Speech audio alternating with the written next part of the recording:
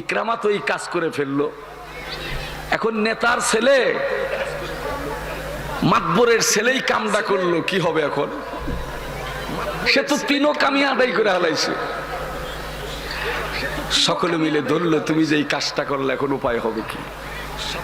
আইন তো পাস হয়ে গেছে, যদি মোহাম্মদের সাথে কেউ মুসাফা করে, চুমা খায়, তার সঙ্গে আলিঙ্গন করে, তাকে হত্যা করা হবে। তো তুমি যে এই কামটা করলে এখন উপায় কি? ইকরামা বলে, আমি মাতবরের ছেলে দেখে ভয়ের কোনো কারণ নাই, তোমরা এক কাজ করো, তোমাদের বিচারে যা সাব্যস্ত হয়, আইন কইরা যেই বিচার আমার জন্য সাব্যস্ত হয়, আমি ওই বিচারটাই মেনে নিতে রাজি আছি। জোরে কোন আল্লাহু আকবার। করো, তোমাদের আইনে যেই বিচার আছে আমি সেই বিচারটা মেনে দেব। কি করা যায়? তোমাকে যদি এমনি হত্যা না করে হাত পা বেঁধে নীল নদের মধ্যে ফেলে দেই, লোহিত সাগরের মধ্যে ফেলে দেই, এলে অসুবিধার কোনো কারণ নাই। লোহিত সাগরে ফেলে দিবে, হাত পা বেঁধে ফেলে দিলে আমি নিচে ডুবে যাব, আর সমস্ত মাছগুলি, বড় বড় মাছগুলি আমাকে গ্রাস করে শেষ করে দিবে, কোনো অসুবিধার কারণ নাই। ঠিক আছে, তোমরা তাই করো। ইকরামাকে হাত পা বাঁধা হলো। এরপরে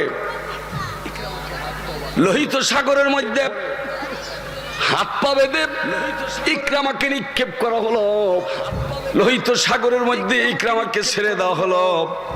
ইকরামা লোহিত সাগরের মধ্যে তাকে যখন ছেড়ে দেওয়া হলো হাত পা বাঁধা অবস্থায়, তারা দেখতেছিল ইকরামা এই লোহিত সাগরের পানির মধ্যে নিচে ডুবে না, উপরে সে বাসমান অবস্থায় রয়ে গেছে। জোরে কোন আল্লাহু আকবার। লোকগুলি ফেলে চলে আসলো। ইকরামা তো জন্মের তোরে শেষ হয়ে যাবে, কিন্তু আল্লাহ এমন কুদরত লাগাই দিল, ওই নদীর মধ্যে যে মাছগুলি ছিল, কাছাকাছি যত মাছ ছিল, লোহিত সাগরের মাছগুলি ইকরামার চতুর্পাশে এসে ইকরামার শরীরের মধ্যে মাছগুলি নিজের ঠুটগুলি বসায়া বসাইয়া আস্তে আস্তে তারা আদর করে করে চুমা খাইতে লাগলো। জোরে কোন আল্লাহু আকবার।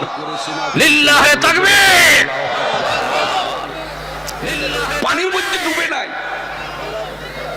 উপরন্ত মাছ তাকে চুমা খাচ্ছে, তার শরীরের মধ্যে মুখ লাগায় লাগায় আস্তে আস্তে চুমা খাচ্ছে।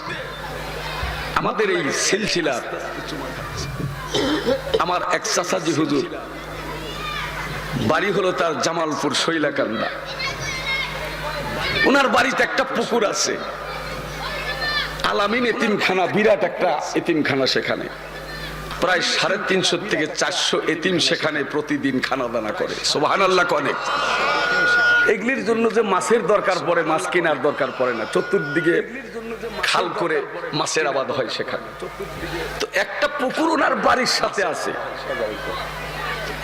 বাড়ির ভিতরে কিছু অংশ, কিছু অংশ বাহিরে। এই পুকুরটার মাছ মারে না, এই পুকুরটার মাছ খায়ও না। শৈলাকান্দা, জামালপুর শৈলাকান্দা, যদি আল্লাহ কোনো সময় নেয় গিয়ে দেখবেন বড় বড় মাছ, আপনার যে কোনো ধরনের বড় বড় মাছ শরীরের মধ্যে শেউলি পড়ে গেছে, ঘুরতেছে, কিন্তু সেগুলি ধরে ধরে খায় না। সুবহানাল্লাহ। অনেক তো ওই পীর সাহেব কেবল আমার চাচাজি হুজুর হজে যাবেন, হজে যাওয়ার জন্য প্রস্তুতি গ্রহণ করছে। প্রায় 52 বার আল্লাহ তাকে সপরিবারে হজে নিয়েছে।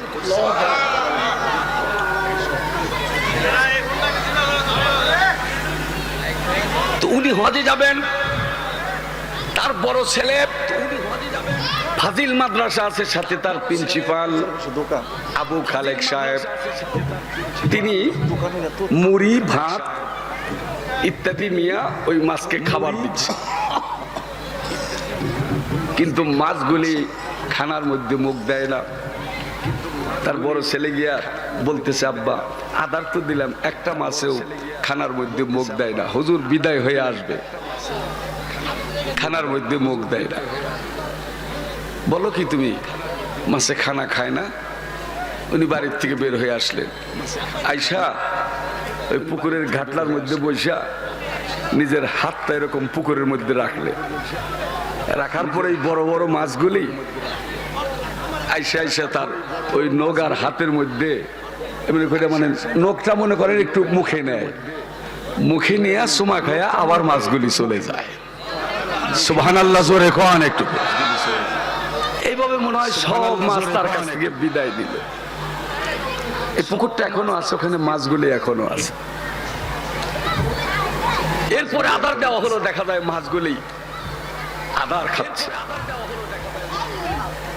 ইকরামাকে লোহিত সাগরের মধ্যে ছেড়ে দেওয়া হয়েছে, মাছ তাকে খায় না, উপরন্ত মাছগুলি এসে তার দেহের মধ্যে চুমা খায়া খায়া আনন্দ করতেছে। জোরে কোন আল্লাহু আকবার।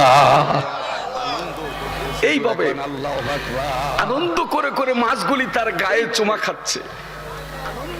এরপরে একটা বড় মাছ এসে তাকে পিঠের মধ্যে বাজাইয়া কামড়াইয়া কামড়াইয়া তার সমস্ত রশিগুলি খুলে লোহিত সাগরের কিনারে টানে তাকে নামাইয়া দিছে।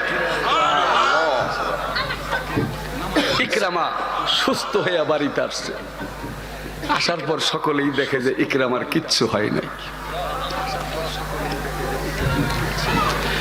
জিজ্ঞাসা করলো, ইকরামা তুমি কেমনে বেঁচে আসলাম? সমুদ্রের মাছ তোমাকে খাইলো না, তুমি কেমনে বেঁচে আসলাম? কইলে আমি তো জানি না, আমার নবীর সঙ্গে ছোঁয়া লাগছে, আমার নবীর সঙ্গে মুসাফা করছি, মোনাকা করছি, এই দেহের সঙ্গে নবীর সঙ্গে ঘর্ষণ লাগছে, ওই ঘর্ষণের কারণে নদীর মাছ আমার শরীর স্পর্শ করে নাই। জোরে কোন আল্লাহু আকবার। খাবে তো দূরের কথা, আমাকে নিয়ে আনন্দ করে করে তারা আমাকে ঘাড়ে করে টানে নামায় দিছে। আমার কোনো ক্ষতি হয় নাই। তাইলে কি করা যায়? আমরা যে আইন পাস করছি, এই আইন থেকে তুমি যদি রেহাই পাও তাহলে সকলেই তো মুহাম্মদের হাত ধরে মুসলমান হয়ে যাবে।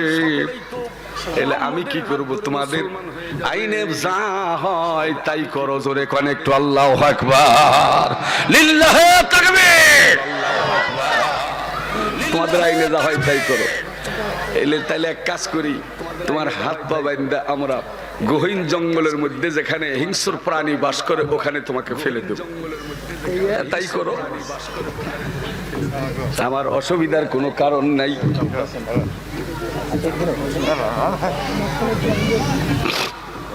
একটু জিকির করুন সকলে, লা ইলাহা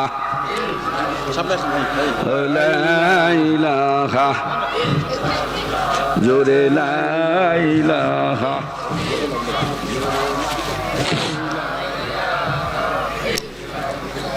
আমার মনে বড় বাসনা, আমি দেখব নবীজির চেহারা।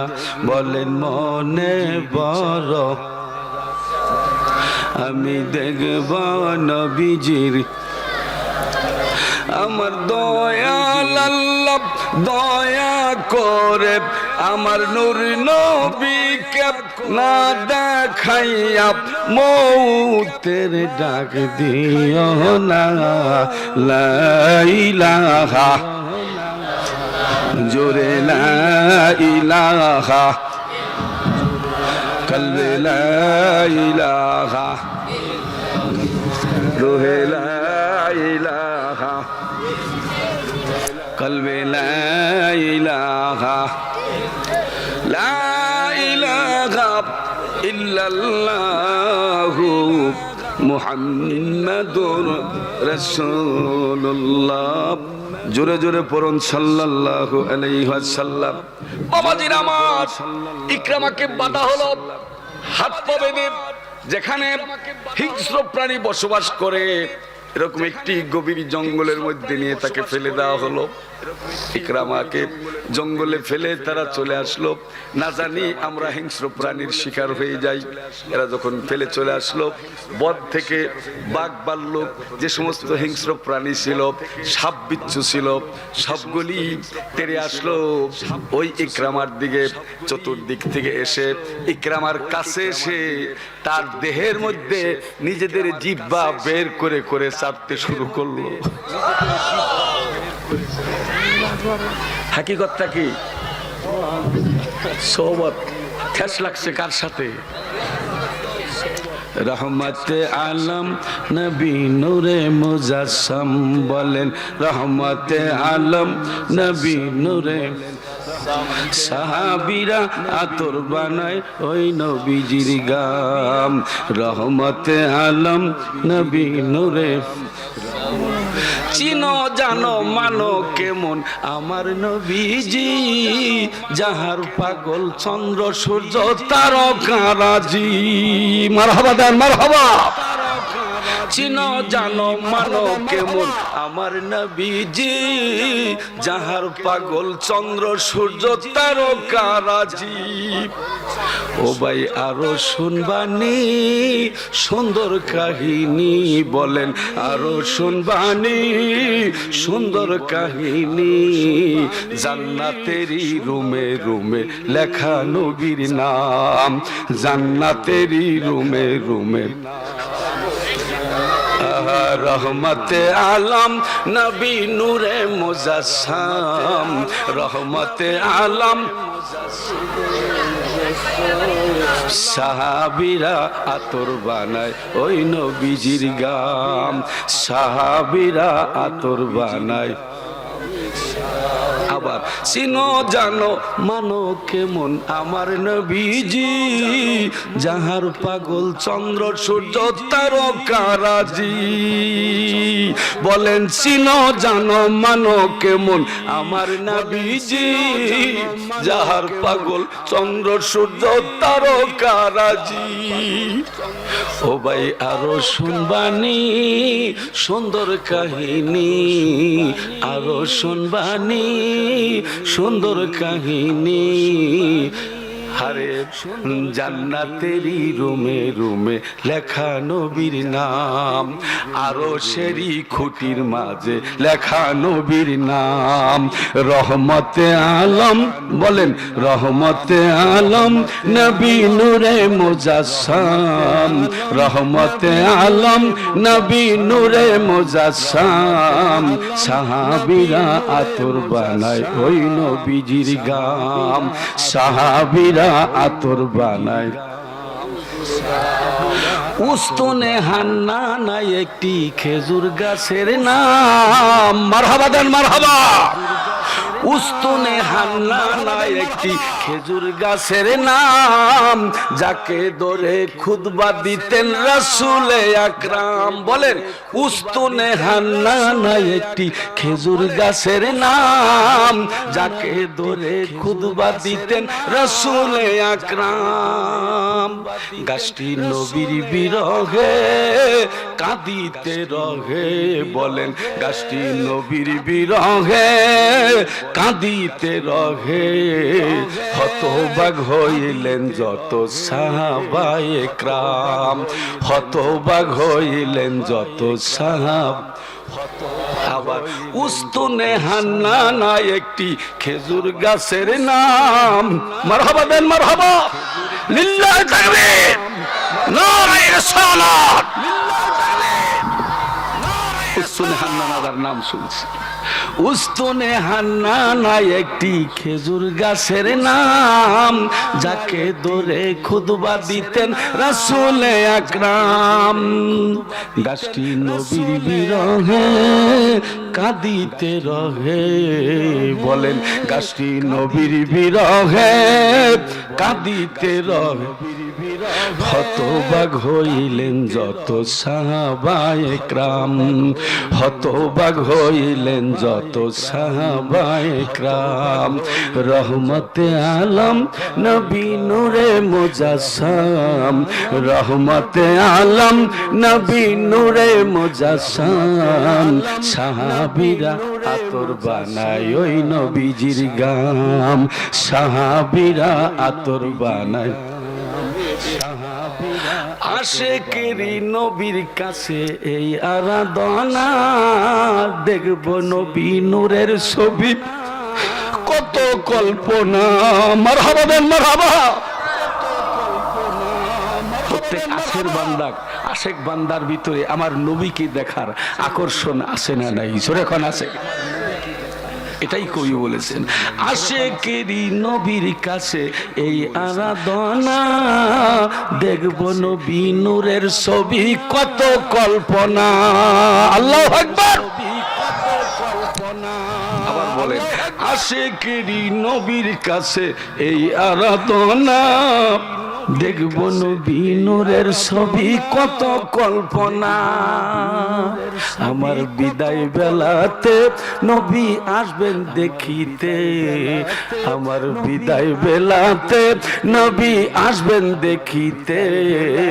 আমি পাগলা কিয়াম করে জানাবো সালাম, আমি পাগলা কিয়াম করে জানাবো সালাম। রহমতে আলম নবী নূরে মুজাসসাম, রহমতে আলম নবী নূরে মুজাসসাম। সাহাবীরা আতর বানায় ওই নবীজির গাম, সাহাবীরা আতর বানায়। আরে রহমতে আলম নবী নূরে মুজাসসাম, সাহাবীরা আতর বানায় ওই নবীজির গাম, সাহাবীরা আতর বানায়। হায় হায় আশেকেরি নবীর কাছে এই আরাধনা, দেখব নবী নূরের ছবি কত কল্পনা। আশেকেরি নবীর কাছে এই আরাধনা, দেখব নবী নূরের ছবি কত কল্পনা। আমার বিদায় বেলাতে নবী আসবেন দেখিতে, আমার বিদায় বেলাতে নবী আসবেন দেখিতে। আমি পাগলা কিয়াম করে জানাবো সালাম, পাগলা কিয়াম করে জানাবো সালাম।